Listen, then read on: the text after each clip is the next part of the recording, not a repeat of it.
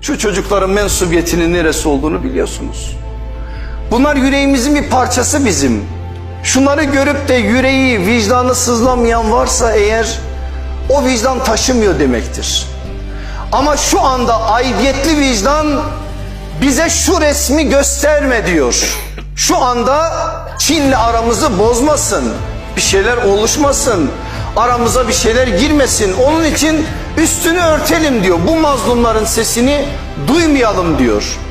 Eğer bu duymayalım diyenlere biz evet duymayalım dersek, biz işte aidiyetli vicdan sahibi oluyoruz. Ben bir siyasi parti değilim. Kimseyi bir oya, bir şeye, şuna buna çağırmıyorum. Ben derdim o değil ki ben kalkayım da bunu siyasi bir mülahazayla farklı bir biçimde değerlendireyim. Ben bir Müslümanım.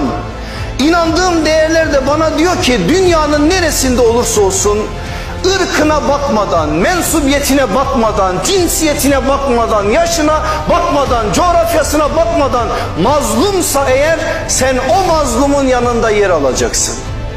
Ben imanımın bana yüklediği sorumlulukla doğu, batı, güney, kuzey fark etmeden, hatta din bile fark etmeden, hiçbir mensubiyetine takılmadan, mazlumun dini sorulmaz çünkü, o mazlumun yanında yer alıyorum. Alabiliyorsam ben aidiyetli bir vicdan taşımıyorum. Ama alamıyorsam onun adı aidiyetli vicdandır. Ve aidiyetli vicdan aslında vicdan taşımamaktır. Allah böyle halde olanlara en yakın zamanda rahmet kapısı açsın. Bizi de o halden kurtarsın inşallah.